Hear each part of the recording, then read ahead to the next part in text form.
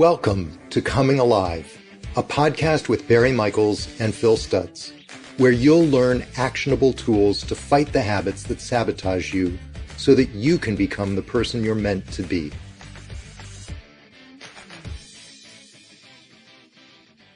Brian Carroll, who performs under the name Buckethead, is one of the top 10 fastest guitar shredders of all time. A world-class guitarist, he has produced close to 300 studio albums. Primarily, he works solo, but he's also performed with Bootsy Collins, Bernie Worrell, Iggy Pop, Viggo Mortensen, and was a member of Guns N' Roses from 2000 to 2004. Brian's YouTube videos regularly top millions of views, and personally, I can tell you that for anyone who loves music or is even remotely interested in the guitar, they are truly mesmerizing. Really, check them out. Search YouTube under the name Buckethead. What his legions of fans may not know is that he is also one of the most generous, soulful human beings I have ever met. For more on Buckethead, go to www.bucketheadpikes.com. Brian Carroll, thank you so much for joining me today. Oh, thanks, Barry. I want to say thanks for what you just said. I appreciate that a lot. You're welcome. So let me ask you a question that I usually get to at some point in every interview, which is, what have you found in your life that has held you back the most? In other words, in the parlance that we use, what is your part X? How would you describe it? I have definitely let fear stop me. I definitely have been cowardly with a lot of things because I'm scared. And I think that fear has just kept me kind of paralyzed for doing a lot of things that I know I should do. And I'm constantly trying to battle that. Mm. Can you give me an example specifically of what fear has kept you back from? Maybe if it's not current, maybe something from your past.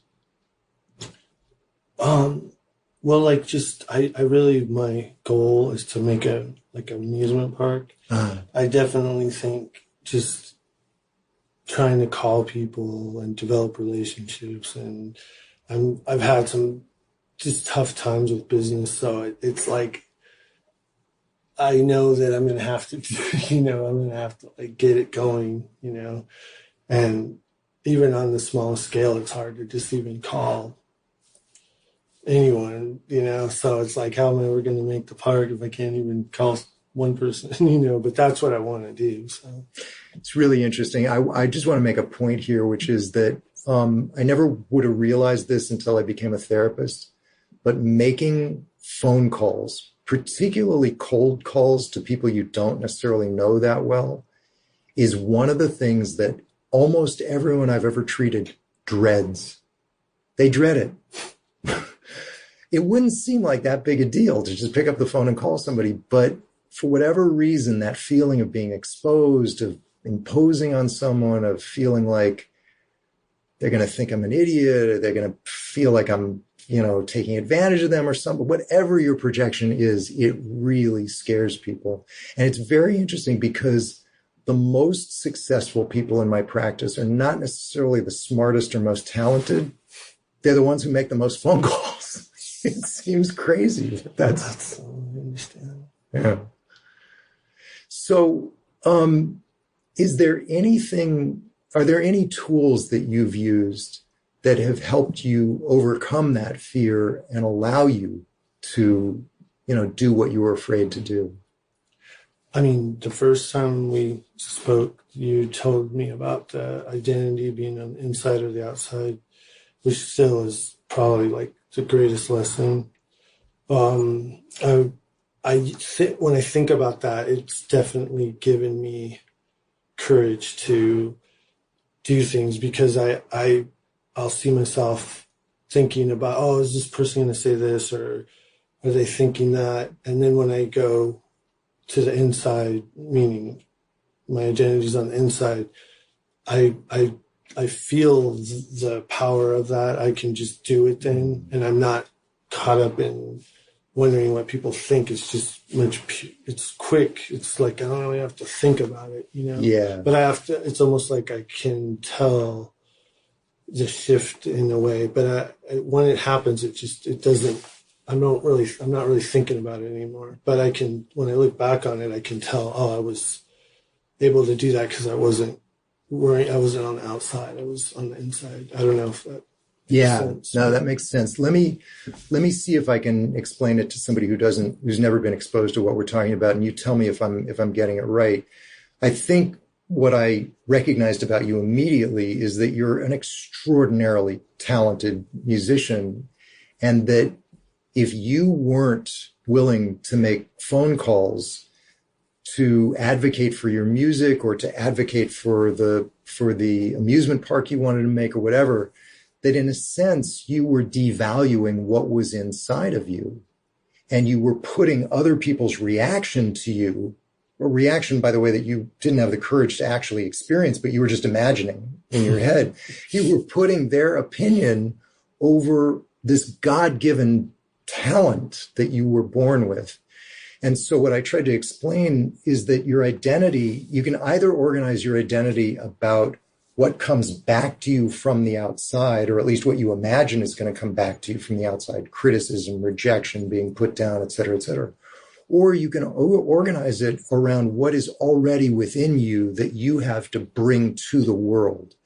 And when you organize it around what's inside of you, then you're more willing to take action on those things and not care what the reaction is. If it's good, fine. If it's bad, that's fine too. I'll just move on to the next action step that I have to take. That's great. Is that yeah. Good. Yeah. That was a huge thing to learn. So thanks for teaching me. Help me understand how that helped you. Did it give you the courage to make the phone calls, or did you just do what? In other words, exactly how did that help you? I want to understand, and I want them to understand internally the shift that took place once you understood that.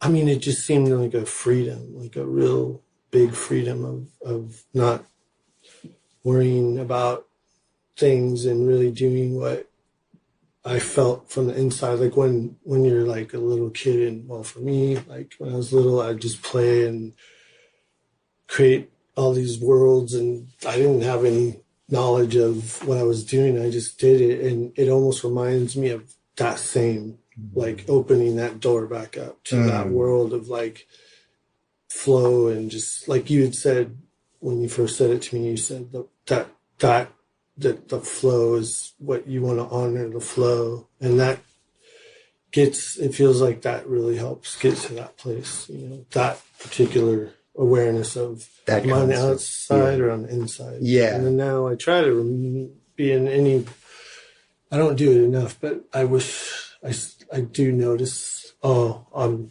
out. I'm worrying about something, or, you know, and then I see like, I need to. I think that's really important what you're saying now, because what it says is that, to a large degree, we're not even aware that we're making a choice. We just get worried or inhibited or stuck inside. And what we don't realize is, there's a part of me that's actually putting more value on the response I'm going to get from somebody than on what I have to bring to them. It's not necessarily a conscious choice. It's just kind of like a default mode that we go to. And at least if you know, wait a minute, no, I'm making a choice right now. And it's not a choice that honors me. It's a choice that gives everyone else way too much power over me. Power, by the way, which most people don't actually want to have, you know, kind of thing. That then enables you to make a different choice. That's amazing. You know that, you know. Thank you. It's still like mind blowing. Thanks.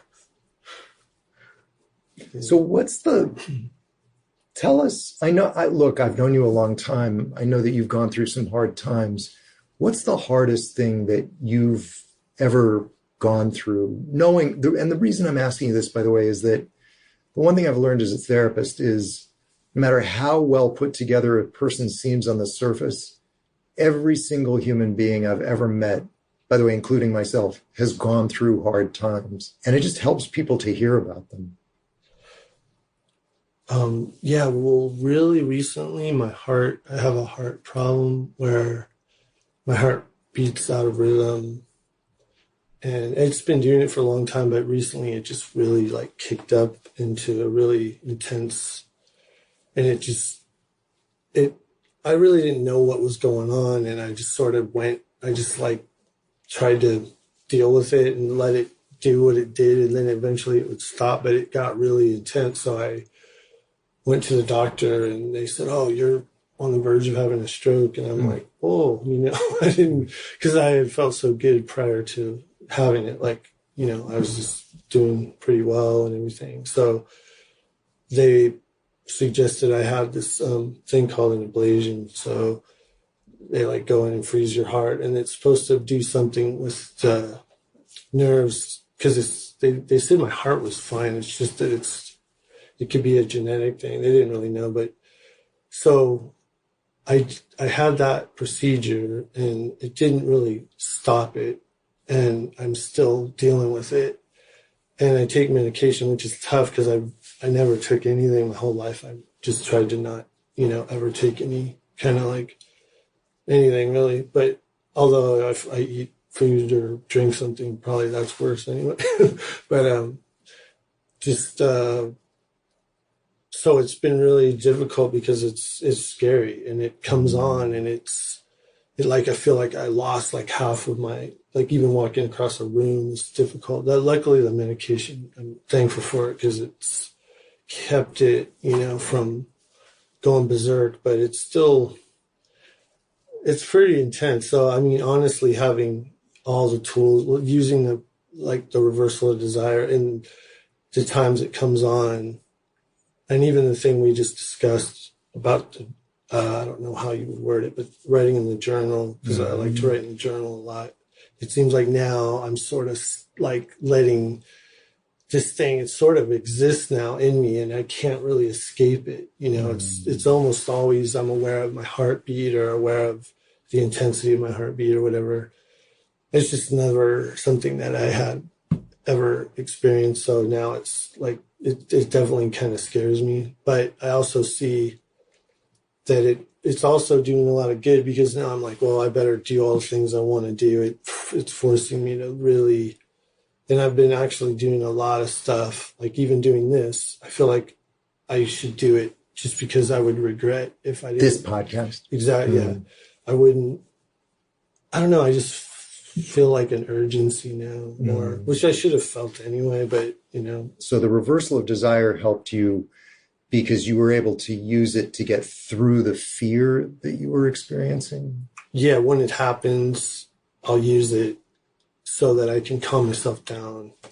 Because if it's intense, which it can be really intense, it helps just like, think, I don't want that to rule my life. Yes. If my heart goes out of whatever, I don't want to just be sitting around going, when is it going to come back? Or I'll practice now during it. I practice lighter because if I exert myself, then practice guitar. Yeah. It'll definitely, and it's almost like it's training me to play lightly, more in a lighter way. And it relaxes me. When I play that way, it relaxes me. So I'm just trying to use it, trying to get positive things from it instead of just looking at it like, oh, here it is again. Who knows what's going to happen? Or, it definitely it's definitely taken me down pretty good. It really sounds like you're making an incredibly concerted effort to turn what would freak anyone out into something positive, which is really the basis of a lot of the work that Phil and I do. Look, negative things are going to happen to everybody. And particularly events in your body are so reminiscent of mortality and death that they freak us out, completely, and have the potential to stop us in our tracks. But what you're doing, what I'm hearing you're doing is, number one, you're not letting it stop you. You're using the reversal of desire to plow through it and keep taking action. Number two, you're actually learning to be observant about your own thinking. And if you get too fixated on your heart, you turn away from that fixation and pour yourself into whatever it is that you're doing. And number 3, and probably the most important of all, what you said was there's something about this brush with mortality that has actually made you more alive. It's actually made you realize, oh my God, my time is limited. I mean, obviously you always knew that, but I think all of us live as if we had all the time in the world. And something like this says, no, I don't. I have to use every moment. Every moment matters. Yes, that's totally.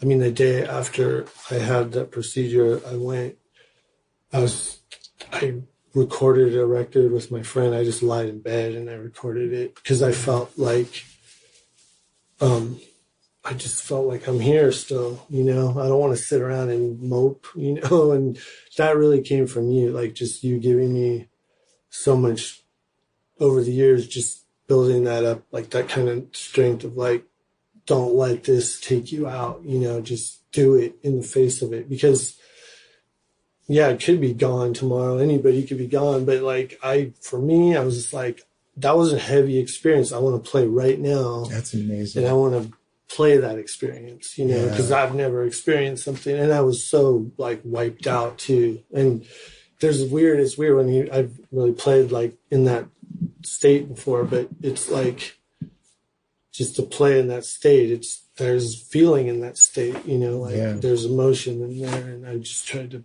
play that feeling, I can imagine even though you were still probably under the influence of the anesthetic, that there was still a lot of emotion given what you were going through. Yeah. What's so funny? The anesthetic just, that was weird stuff. Yeah. Something about what you're talking about right now makes me want to ask this question, even though I have no idea what connection it has to what we're talking about. When I watch you on YouTube, you almost get into an altered state when you're playing. It's so clear. And I'm just wondering, what does that feel like on the inside? Like, what are you thinking? What are you feeling when you're in a flow in a concert and you're just really gone, I mean, it's sort of like, I don't know how to put it.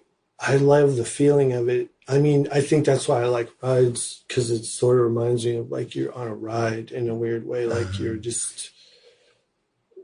not really thinking. You're just trying to ride the wave or ride the feeling, and it just kind of builds on itself. And if you really are gone, you can really it's a very incredible state. For me, it is, I can't speak for anyone else, but I know that it's just like you're kind of away from it. You're kind of away from your physical. You're just kind of, I don't know. You said it good. But it's interesting because it looks like your fingers, and you really should look at these videos because they're phenomenal. But it looks like your fingers have a life of their own, almost like you're having an out-of-body experience, and your fingers are moving by themselves, and they're moving so fast. It's incredible. Is that? What were you going to say? Is that what it's like? I mean, I'd say it is if I can. I mean, and you've helped me a lot with that, because I know last tour there was a show where I would usually.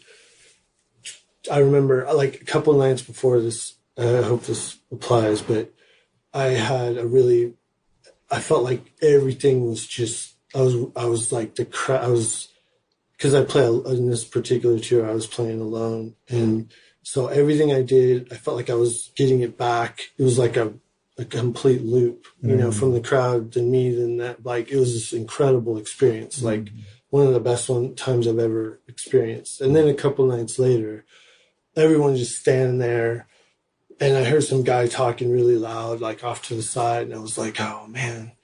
And but what was so great was I had talked to you, I don't even know, it was really close to this time. And you would just say, you're pushing, you're giving to them. You don't want anything from them. Mm-hmm. And now that experience, I remember the most because I did that. Like usually I'd go, oh man, let me just get through this one because we got 7 more shows in the next whatever nights. And I really pushed out, I just said, no, I didn't really think about it a lot. I definitely had that feeling of like, all right, I'm going to go up and try to just give it, like try to forget and go like back to the identity thing. Like, don't worry about them. You do what you do and you don't want nothing from them. Like you had taught me, and, it was incredible. It was like I remember that show more than the show where everyone, because I felt a shift from myself that I didn't want anything. And I got deeper and deeper into that state of like what you said, like your outer body experience. So I felt like, wow, this is awesome. I didn't know I could do this under the circumstance. And I don't know if I'll be able to do, hopefully I feel like that was like definitely a step, like something changed after that show. Cause I wasn't, thinking about like, oh, they're not into me and the guy's talking.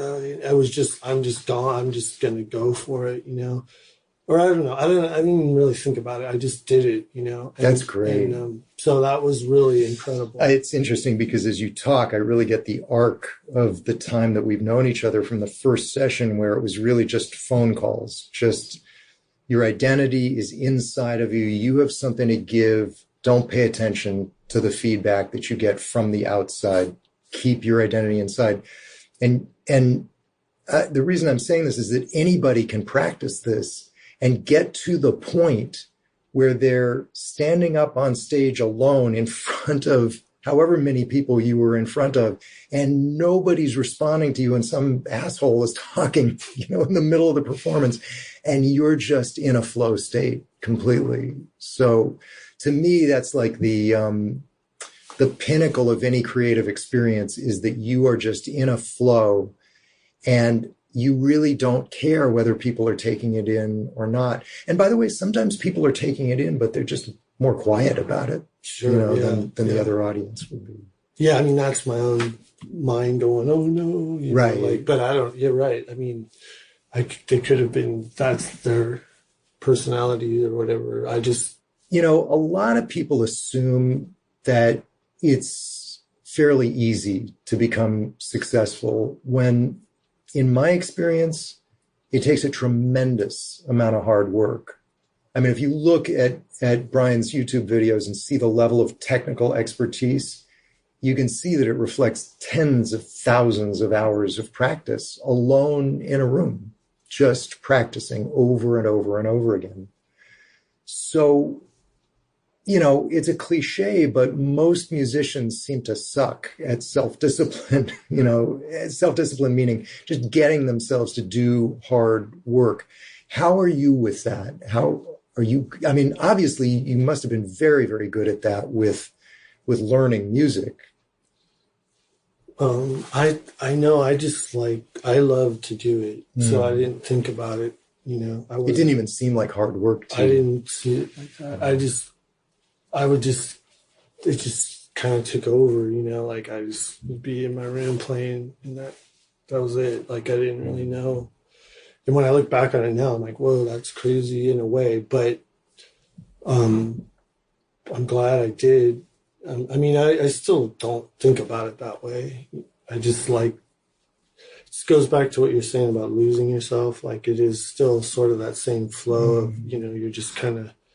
And honestly, since you've taught me, I feel like I've gotten better at getting back to being more present in the moment. So if I'm because I've been trying to play classical lately, and I'll try to really I don't really work on it. I just hear it as it's happening, and I try to play very subtly and then very intense, explosive, a lot more dynamically in those pieces. As when I was younger, they were kind of in a certain, they were just at a certain kind of volume or something. Now it's but it's almost as if I can play my life through a song, you know, or like play Bach, like I was playing this Bach thing. And it's like, I played it for a long time, but now it's like, I don't know. This is different for me to play it. I don't know if that makes any sense. It makes total sense. Just elaborate on that, on what you just said, playing my life through a song. I mean,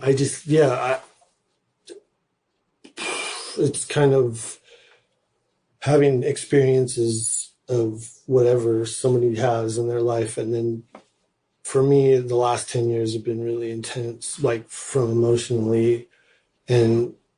But because of that, I feel that it's deepened that part of my playing. You know, it seems like, at least it feels deeper to me. I really can feel things more intensely. And then I can think, or even sort of as I'm playing, see things in my mind or have memories, and those things I can just put them through the music, you know, and it's just different than it used to be. This is, I think, such an important point, and it's so hard to articulate, so forgive me if I don't say it well, but there's a difference between technical expertise, which you definitely have, and the feeling with which you play. And that feeling requires life experience. It requires, probably more than anything else, adversity, you know, which we don't like. And I think what you're saying, correct me if I'm wrong, is that the longer you've lived, the more of that feeling comes through in your playing. A kid who doesn't really have that life experience can play very well, technically, but it's almost like he doesn't have the substance in him to give it the feeling that an older person can, actually. Yeah, I mean, I know I had such a good childhood and such a good life that I didn't experience a lot of stuff until, you know, more recently. And that's just, it's definitely more intense for me now than it used to be. And then especially if I just like really immerse in it and I'm present in it, it seems like it's a lot more. Afterwards, I'm like, wow, I feel like I just went through something, you know, like it's definitely, I don't know if that relates to what you said. Yes, 100%, because you're actually having an emotional experience, even though you're, quote unquote, just playing music. Yeah, that's true. Do you want to say more about any of the experiences you've gone through in the last few years that have really deepened the emotional quality of your playing?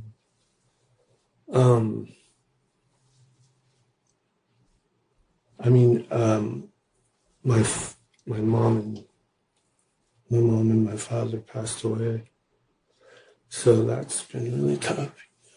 Yeah. So it's like I feel like when I play there in the music, you know, it's like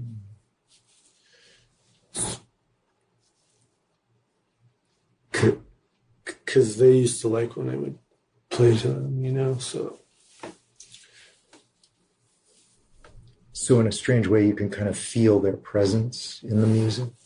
I feel like a communication to them, you know. I feel like it opens like a gate to I don't know, it's hard to explain, but it's comforting, you know. It's like a very comforting thing. And you know, and maybe it reminds me of those times when I was with them and I played for them and stuff, you know. But that's been definitely changed things, you know, a lot. And then I hurt my back pretty bad, and that was another pretty scary thing at the time. But like again, like your tools, I used a lot of that to help me get through it, because I was in pain and I never got anything to get myself out of pain. But I knew that what caused it had to, on a deeper level, I didn't really know it, like in my own mind. I didn't sit and think about it, but I felt it like, what caused this? You got to unravel, or that should be. And then I saw like a shooting star. I was like praying for guidance, like, what do I do? I can't even move, and then I got like a certain sense of like, okay, just there's an answer, and I kind of just dealt with it. And I found that luckily the greatest thing was I found this book called Foundation, and that book I just went online and found the number of his name's Eric Goodman, and I called him, and I think he luckily answered the phone, and then I saw him, and immediately within the first 20 minutes of seeing him, I felt strength, like I felt stability again through his teaching, his exercises, and then his partner Peter Park. They both helped me so much so that. And these were exercises that literally strengthened your back and your other muscles surrounding the back. Yeah, they're really specific. Yeah. Like they're not people. A lot of people go, "Oh, it's like yoga," but it's really specific to like. I mean, I think it's like really. He somehow figured out a way at least for my situation, it just strengthened all this stuff that it's very specific though. Like if you're off by a half of an inch or something, it changes the exercise. So I honestly felt like that gave me like a confidence too, because I was always weak in that area. I just didn't know it, but because and that's been another thing that like, because I learned about posture, which I've had really horrible posture. I've been shy and and I'm tall, so they don't really go together very good. That's what it's hard to hide yourself. Yeah, I tried, but so that just forced me to stand up straight, and it's incredible what I learned, and that's helped my playing a lot too. That's actually helped when I play classical, like. Because the posture is so important. That actually helped my hands, because then my neck, all the compressed nerves opened up because I wasn't hunched over anymore. So like it opened up my hands. And then that also makes it easier to play and let that flow happen, because I'm not constricted by, this is bothering me, this hurts, or all that kind of stuff. So that was like I really find that my back issue was one of the best lessons I've ever had. But if I would have taken another path, or, if I just would have got out of pain, I wouldn't have changed my habits. So I'm so lucky that I didn't change. I changed. I didn't get a quick fix or something like that. And it's like my back's still whatever it is, but because of the way he devised those exercises, it strengthens, like you said, all the muscles. So I still have some stuff, but it's not even comparable. So those three things have been, the heart and my mom and dad, and then the back, those are all in the last 10 years. And that's what's weird, is the year 2009 was the year that I felt the strongest, like you and I had talked to you consistently. I felt the most, I showed up for myself. I never missed a day working out. Even when I got off tour, I kept my disciplines really strong. And then I hurt my back. And then it seems as if ever since then, it's just my consistency hasn't been the same. And that year is still like the blueprint for me of like, okay, I gotta get back to that place, But anyway, that's kind of. It's interesting because you remind me of the change that I've seen in you. When I first met you, you were almost bowed over. Like I wasn't sure I could see your face even, because you were looking down at the floor and you were kind of hunched over a little bit. And now when you walk in, you're tall, your chest is out, your face is showing, like everything is upright and strong. And there's obviously a physical component to that, where your posture was, terrible on your back, and it's so much stronger now. It's so clear that your body is actually supporting your back, and your back is supporting your body. But there's also a psychological component to it, where you're not hiding from the world, imagining, what it's going to do to you and afraid of it. You're like out there. You just kind of like your posture declares your presence in the world in a much more confident way than when I first met you. Well, I mean, I think that all happened too because my mind started to change. Mm-hmm. Me, like you, all the stuff that you taught me or were teaching me or are teaching me, but it started to change and my body was still, it had to change. Yeah. Like it was weird when I think about it. It definitely was like, it can't be that way and be, I don't know if that makes sense. It's almost like your body said, hey, I want to catch up with where the mind is going here. No, that seems totally real. That's amazing. The other point I want to reinforce, because you made it so beautifully, is that sometimes adversity, like your back really broke down. I mean, you were in a lot of pain. And nobody likes to be in pain, but sometimes adversity can be the best thing that ever happened to you if it kicks your butt and makes you make changes that you really need to make in your life. I mean, in a weird way, it turned out to be a really good thing that happened. It was. And I'm just so thankful that I didn't do what they were telling me to do. Right. It was just to anesthetize the pain. Right. Yeah. Right. And I wouldn't have learned this stuff because if not in pain, it just doesn't. So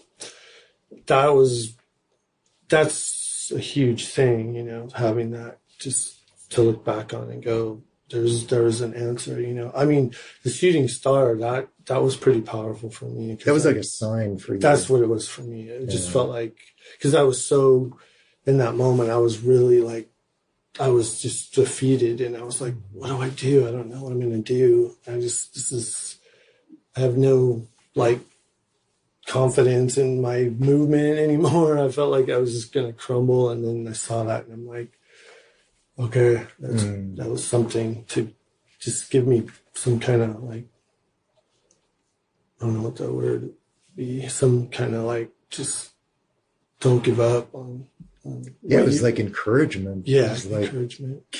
Move forward, do it. Yeah. Obviously, you've achieved a degree of fame, and I'm just wondering if there have been people who have suddenly felt entitled to rip you off or take advantage of you, and if that's ever happened, how have you handled it? Well, I like Texas Chainsaw Massacre.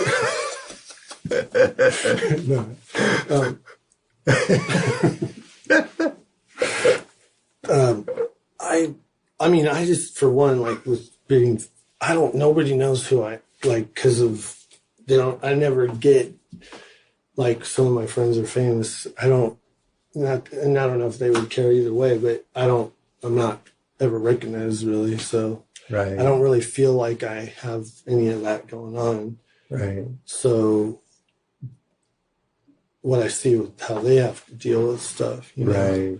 But that brings up a question that I wouldn't normally ask, but I just know your fans would be pissed if I didn't ask it. So your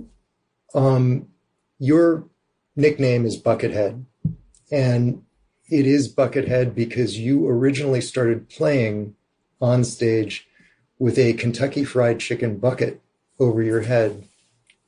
Explain the genesis of that. Like how did you come up with that idea? I mean, it sort of happened just like,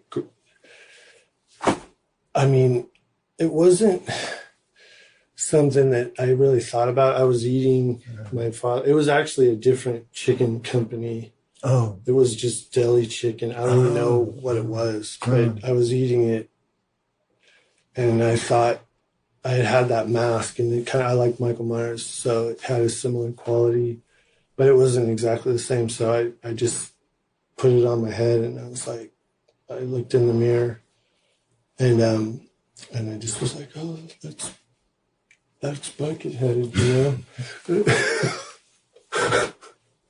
And then my friend went to school. He was going to college, and he had video class, and he filmed me, in that his Buckethead. And then I knew this writer at Guitar Player, and his name is Joe Gore, and he really is the one that I feel I owe a lot to, because I do owe a lot to. He encouraged me to do it. Is that like, you should just go be Buckethead, like go play, because I was always like super scared to play, and I didn't really link that together. I just thought, oh, this is weird, like a weird horror guy. I'd like to make a movie about it or something.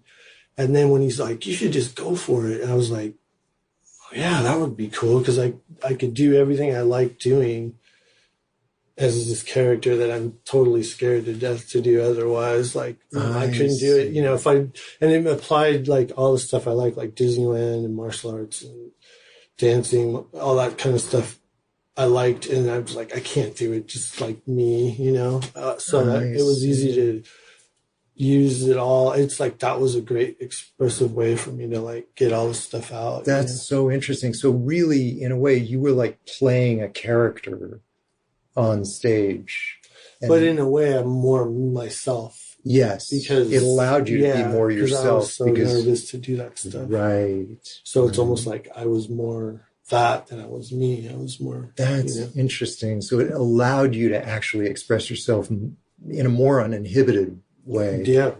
That's great. That's interesting. And it's just fun. It's fun to me. It's like it's just a. It is amazing to watch, because it's hard to understand how you can even play guitar. I mean, did you have eye holes or something that you could? Sometimes, I don't. Or do you get so used to? Well, playing? Your hands. You just your hands. Anything, if you do it, you can sort of get used to it. It's like your hands know what they're doing, irrespective. I have a long way to go, so I don't think it's that far out there. But it's. Just like you turn it off, and like anything that you're probably when you're writing, you just don't have to really think about it. Yeah. Like what we were talking about earlier with the flow and all that stuff. Yes. Yeah. But I blow it a lot too. So, and then I can't see because I have these eye things on, and it's hard to see, but I kind of like it because you talked about dusting the audience, and that's almost like dusting the audience without dusting the audience, because they're like, I can't really see. Everything looks ghost-like, which is kind of, I like that actually. Just so the listeners understand dust, everyone gets scared around performing, and I'm using the word performing very, very broadly. Performing can be getting up on stage like you do and playing to, tens of thousands of people.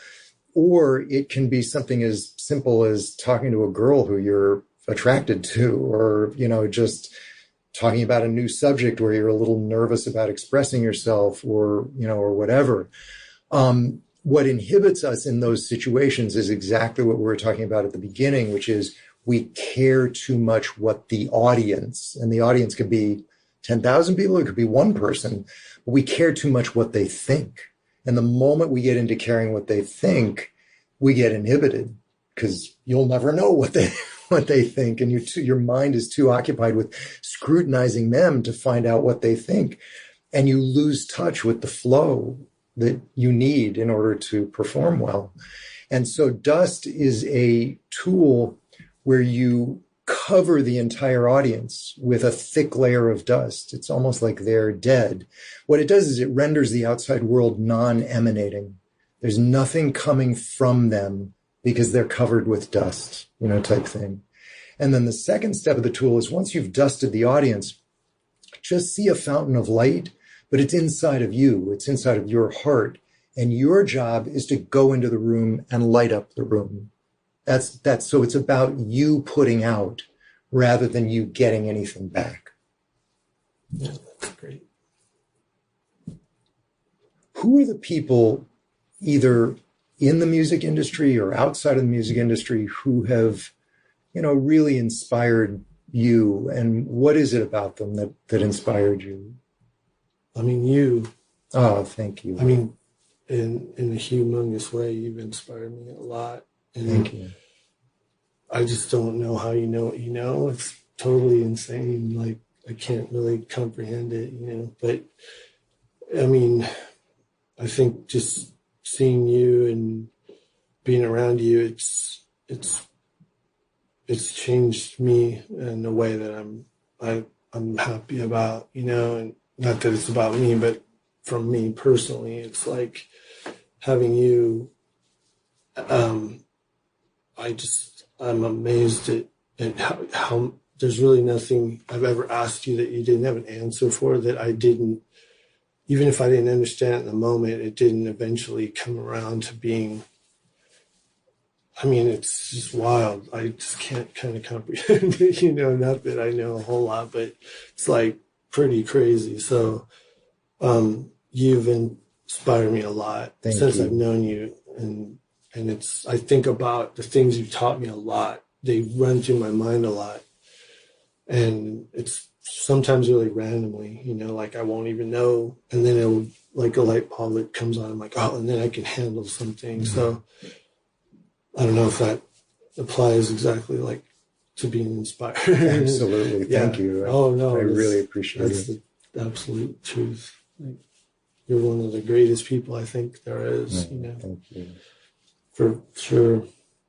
And then Bootsy Collins, he's been like a mentor to me, and I was a huge fan of his as a kid. And then, like, you know, my friend Brain got him a videotape of me, gave it to Bill Laswell, and Bill Laswell gave it to Bootsy.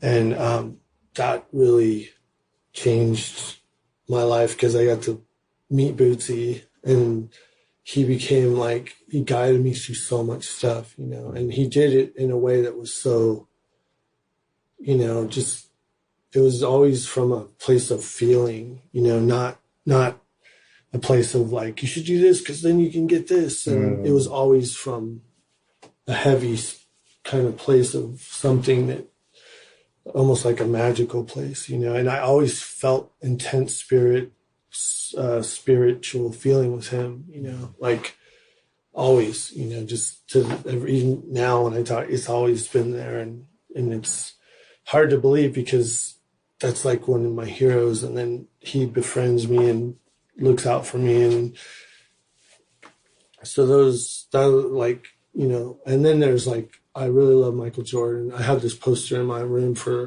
I still have it on my wall. It's like, he just talks about how he, in his career, he's missed all these shots, and over again, I fail, and that's why I succeed. And that poster really just, I love that because it just gives you that feeling of like, you just go for it. Don't see the failure as like a green light and not, you know, a red light, you know, just like, okay. And then there was a guitar player I love, Paul Gilbert. The first time I saw him play was at the NAMM show. And this is the one memory that I always go to. And he was at the NAMM show and he was in a booth and he was playing. And I went there to see Yngwie, who I was like, at that time, his album just came out and he was the baddest. And then Paul was in some booth and he was just it was insane. He was just ripping, you know, and he's just sitting there in this booth, and like, I just never seen, he had so much control, but he was also, it's just like you had said to me one time, a long time ago, the best way to, you know, plant a seed or inspire somebody is by flowing in front of them. Mm-hmm. And I think that's what that was. Like, he was just doing it, and it just to this day, it's still the most intense memory I have of like anyone playing that makes me want to rip, you know. Mm-hmm. And it's like, I wish I had a video of that, you know, of anything. But, and the crazy thing was I got to know him and he taught me, and I have every lesson I still have all the lessons, and and he really gave me a belief in myself that I needed, because I wasn't around a lot of that. So it was incredible to have. I mean, my parents were super supportive, but you weren't around a lot of musicians. Yeah, well, people that were like, the way he was encouraging, and honestly, more than anything, it was just seeing him and how he more than even him teaching, it was how he dealt with his environment, because he lived in this tiny little apartment, and it was just nothing touched him. He wasn't even aware. He just was so focused on playing, and that was so huge, and he just was a great teacher. He is a great teacher, but and at that time I was lucky because he accepted me to take lessons from him. And luckily my mom and dad drove me to him, because he was pretty far away. But like just being around him and getting to see that, like when you talk about momentum, and that was pure momentum. Like he was just laser, like a laser focus. And it was incredible to have been around him in that time, and but it's so interesting to go back to the discussion of identity, because it sounds like what really inspired you is that his identity was organized around the music, not the apartment he lived in or anything else. Yeah. And I mean, even seeing him at that NAMM show in that booth, it was like he was just gone, he was just, I don't know what he would say about it, but to me, that was the baddest thing I've ever seen. Because it was just somebody at the peak of what they could do, and they're just doing it. Like seeing Michael Jordan or Bruce Lee, or to me, it's like there's those moments, like those are kind of things that they don't leave, because at least for me, they don't leave my mind, because that was seeing somebody in that flow state, Yeah, you're seeing someone give their all to something. It almost doesn't matter what it is, but when you see someone give everything that they have to something, it's inspiring. It makes you want to be that good. It did, seriously. I mean, I try to get my fingers to look like his fingers, I think my fingers grew after I saw him, because he has got crazy fingers, So. That's amazing. But there's another guitar player, Shawn Lane. He passed away, but it's beyond guitar. He's like just a super, like, he's just like from outer space. I don't know. He was probably the most incredible musician I've ever seen or heard, and just like totally, it's beyond what I even can understand. But I got to hang around him a few times, and he was like, he took so much information, and I've never seen anything like that, like where he could just read many books in a day, and he had just like a memory where he could remember everything. And wow. Anyway, that's that's a long story to get into, but he is an insane inspiration. It's sad he's gone, but he's not gone in a lot of ways, like he's probably, I think the people like that, their energy is way beyond their physical self. I mean, I think he'll be around forever, because it's just too big. Like Bruce Lee is around. Like there's just certain people that transcend, like Jimi Hendrix. Like their energy's bigger than their physical. That's how I see it. Well, it goes back to what you said about when you play, you feel like your parents are, in a way, their energy is playing through you in a certain sense. Yeah, that's true. You have any questions for me? Anything you want to ask? I want to know if what you want. I mean, what are the things you see that I'm not doing, that I could be doing better? And the thing with my heart is definitely like, it rattles my cages or whatever, it's like pretty intense. I guess how to handle that, or how to, because, I get scared sometimes of a stroke or dying or whatever. And I mean, I guess that's when I'm pretty weak, but like I'll work out now, and my heart, like I'll feel pains that I never felt. And those things are like, they kind of are just there now. So I know we talked about it a little before, but I'd say those two things. Yeah. I don't know if those are good questions. They're great questions. Look, I'm not an MD, so you've got to consult with a doctor about the medications and what you should be doing for your physical heart. But beyond that, yes, there's something that I really want you to do in the most disciplined way you possibly can, which is worrying about your heart won't help your heart. In fact, it'll probably hurt your heart. So when you find yourself interrupting a flow state, like you'll be playing guitar or writing in your journal or something, and thinking or worrying about your heart when you're not really going to do anything about it at that moment, number one, I want you to give part X a resounding fuck you.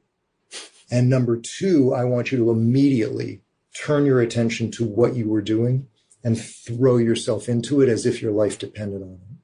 Because it does. You know, your spirit depends on it. Your music depends on it. Everything that you were born to do depends on it.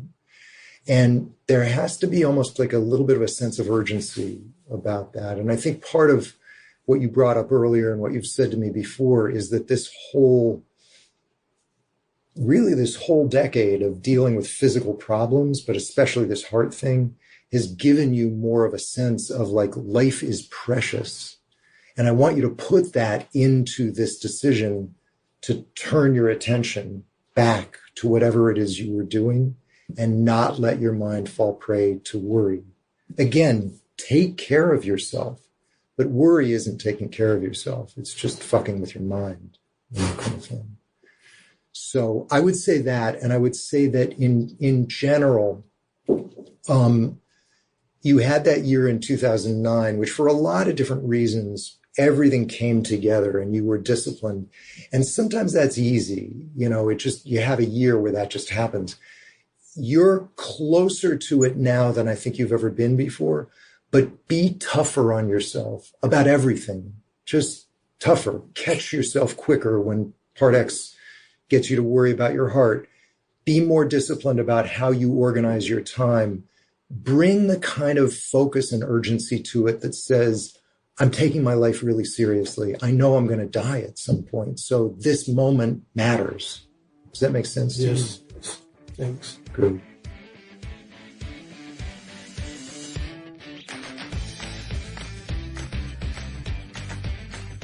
Feel free to contact us at info@thetoolsbook.com with any questions you'd like to ask us or with suggestions for guests or topics for future episodes. Also, check out our website, thetoolsbook.com, where you'll find a treasure trove of information about the tools, our books, and upcoming workshops, and where you can sign up for our inspiring newsletters. Again, that's thetoolsbook.com. Also, we'd really appreciate it if you'd take the time to review the podcast on iTunes or wherever you get your podcasts and tell your friends about it too. Talk to you next time.